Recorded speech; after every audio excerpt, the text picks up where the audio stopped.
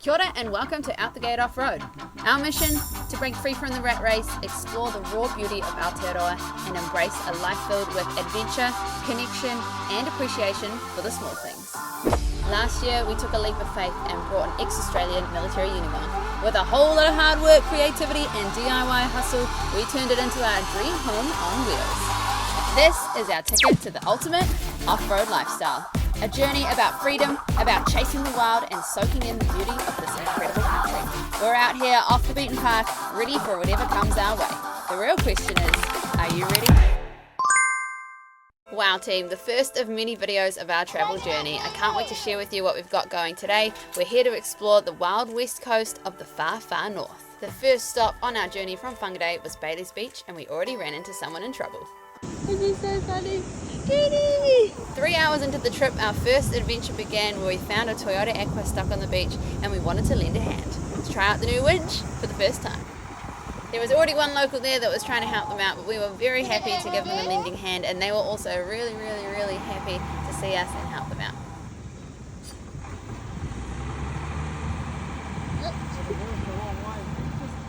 Straighten up the wheel. Turn the wheel the other way. There you go, start. The sand at Bailey's Beach was actually probably some of the softest sand we've been on so far. We ended up staying the night there, and after a few hiccups during the night, the next day we were on to our travels again. Heading to one of our favourite spots, Kaiiwi Lakes, but unfortunately we did have the dogs with us, which meant we couldn't stay for as long as we wanted, but we did get to have an awesome swim in the beautiful crystal clear water. The sun started to set and it was time for us to find our spot for the night, so I jumped on Google Maps and I found this little beach called Ormamiri, which is still on the west coast. Excited to try out our forward drive capabilities, we headed onto the beach with a small river crossing and some soft sand. This was one of those spots that we really wish we stayed longer. We only stayed for a night and I'll explain to you why, but we will be coming back here because it is such a lovely spot.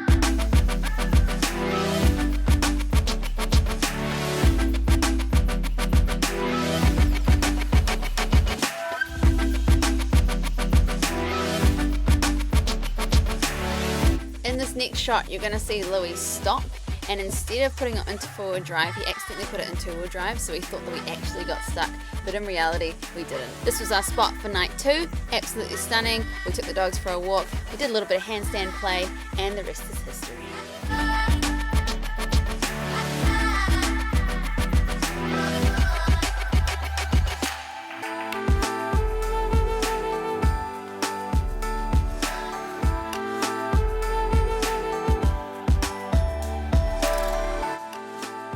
Blissfully unaware that our diff locks were still engaged the whole time from Waipua Forest through to Kaikohe. We continued on our journey and we headed to Hawaii Functional Fitness Training, where we've got a workout in with the owner, Rehutai. And if you're ever in Kaikohe and you need a workout, hit her up. We spent the night in Kaikohe fixing the diff locks, but in the morning we were back on the road heading to Ahipara.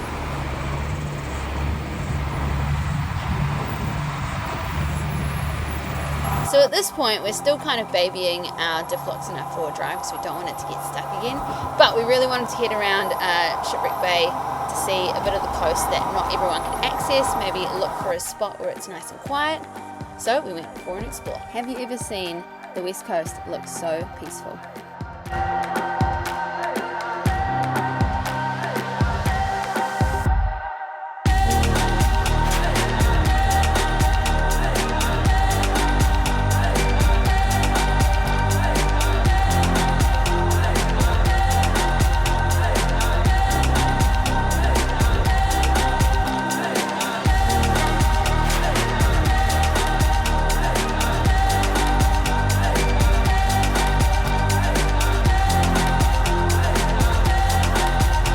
In unfamiliar territory, we decided we're not going to stay on the beach and we ended up finding a farm camp called Te Wairoa Farm Camp, which was about a 10-minute drive from Shipwreck Bay. It was $20 a night. It was an awesome location. We were right up on the beach and we ended up staying here for 2 nights because we actually just loved the scenery and that we could relax 100%.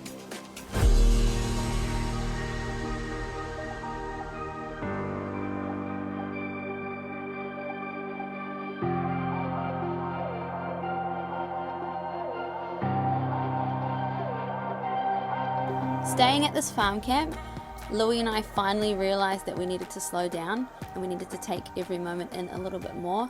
So we spent the days training, relaxing, whipping out the gutter ball. Did anyone else play this at intermediate?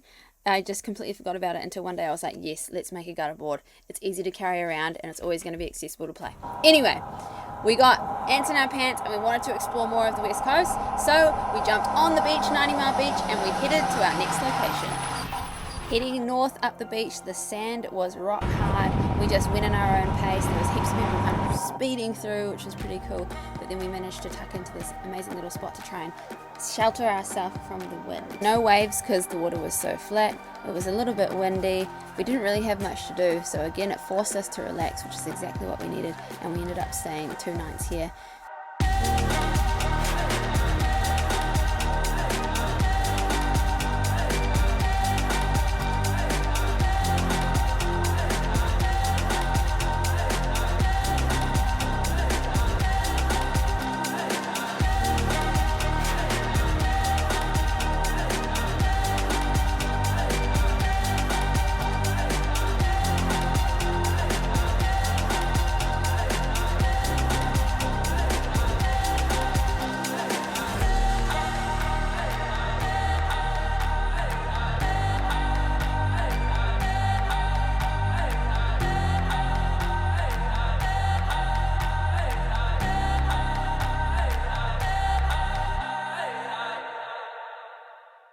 I had a shower today? No.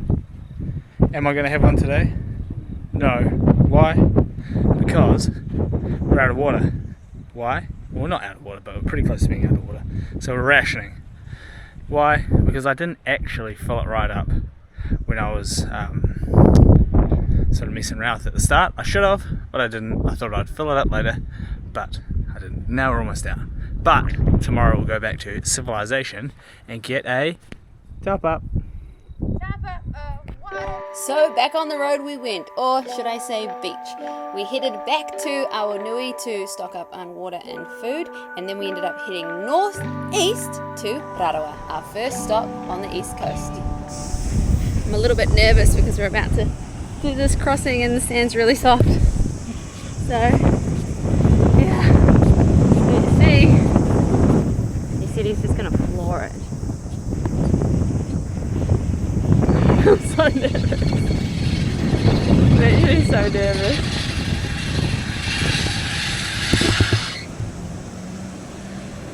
Here we go. Oh, no worries.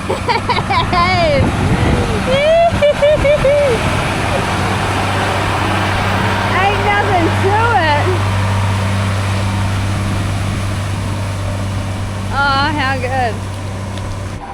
Because you're watching the first episode of our travels, you'll also get to see us learn what the truck is and isn't capable of. So as you can tell, we are babying this truck, and one day in the future you'll be right with us figuring out how we're going to get this truck unstuck when the time happens. Tell me if I'm sinking on this stuff heading towards you now. No sinking. Go now.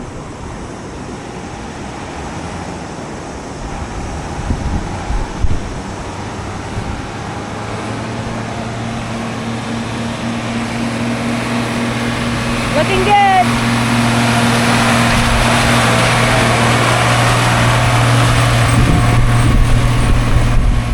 Come and check out one of our favourite spots that we found on this trip so far. Tucked away in a little cove on Rarawa Beach under some beautiful big pahutakawa trees. This is where we had some lunch.